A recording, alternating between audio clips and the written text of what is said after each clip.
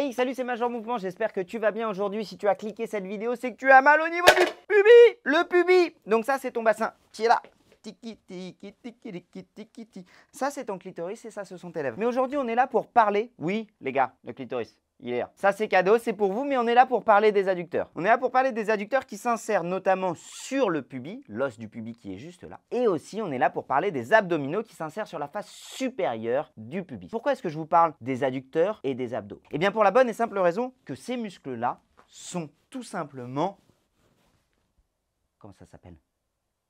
Agonistes. Ils réalisent le même geste, notamment lors de la frappe ou lors de la course à pied. Ils stabilisent le pubis, ils stabilisent le bassin et ils font la jonction dans le plan transversal entre le sol et le haut du corps. Une bonne partie des douleurs liées au pubis sont liées à des effets de surcontrainte sur la région du pubis, notamment au niveau des adducteurs. La pubalgie, c'est ni plus ni moins qu'une tendinite des adducteurs qu'on peut avoir sur les courts adducteurs ou sur les longs adducteurs.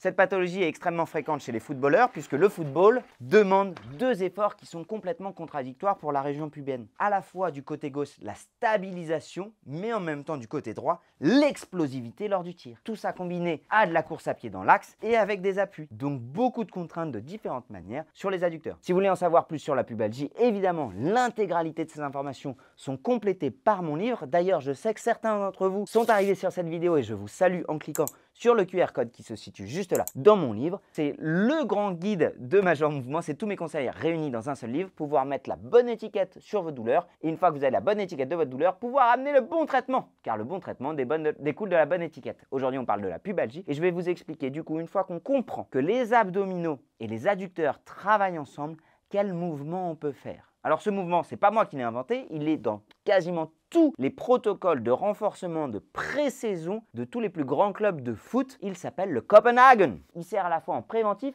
et en curatif. Niveau 1 du Copenhagen, ta douleur du pubis à gauche. Tu vas mettre une boîte et tu vas réaliser une boîte ou quelque chose de surélevé, d'accord, pour réaliser un gainage latéral. Ta jambe douloureuse est en bas. En faisant ça, tu vas faire du travail isométrique en portant seulement le poids de ta jambe, mais en même temps, tu vas travailler ton gainage, ton transverse, tes obliques et tes grands droits, donc ta stabilisation de ton corps. Ici, tu peux tenir en isométrique 6 fois 10 secondes. Évidemment, la quantification du stress mécanique pour la remise en charge sur une tendinite se fait avec un professionnel de santé. Ça ne se fait pas sur YouTube, ça ne se fait pas non plus dans un bouquin, même s'il est fait avec passion. Il y a un moment donné, certaines pathologies sont nécessaires d'être faites en conjoint avec un professionnel de santé, un kiné ou un coach en appart qui pourra t'aider pour savoir exactement si tes symptômes vont dans le bon sens ou si au contraire, il est nécessaire d'aller plus loin. Niveau 1, le membre douloureux en bas. Niveau 2, bon tu t'imagines, pour des contraintes de caméra, tout ça, ok maintenant j'ai ma pubalgie à droite. Niveau 2, je vais le faire avec mon pied douloureux, enfin ma pubalgie droite, pied du côté douloureux sur la boxe. Et là je vais m'aider de mon coude, je vais m'aider de mon genou et je m'aide à me porter. Du coup là, j'ai pas beaucoup de poids puisque je suis aidé. Niveau 3, je fais la même chose, sauf que j'enlève ma jambe. Là ça commence à charger. Je peux le faire en isométrique, 10 fois 6 secondes, ou je peux le faire en dynamique.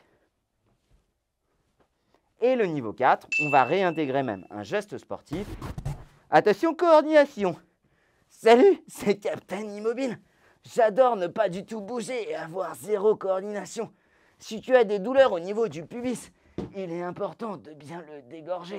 Donc voilà, comme d'habitude sur une douleur type tendinopathie, ce qui compte c'est la remise en charge progressive, le bon diagnostic. Si tu as besoin d'aide dans ton diagnostic, évidemment va voir un professionnel de santé et tu peux t'aider de mon livre, les liens sont dans la description. Major Mouvement, le grand guide pour soigner vos douleurs, vous le savez c'est le nouveau livre que je viens d'écrire qui vous permet de soigner 55 douleurs que vous pouvez avoir à la maison, apprendre à les étiqueter et avoir évidemment des solutions. Si tu veux en savoir plus sur les abdos, notamment sur le transverse, tu peux cliquer sur cette vidéo et aussi tu peux regarder cette vieille vidéo que j'avais fait sur libérer, détendre le pubis, notamment les adducteurs. Je te souhaite une bonne fin de journée et à très bientôt. Bye bye. Ah, si tu n'es pas abonné, évidemment, abonne-toi.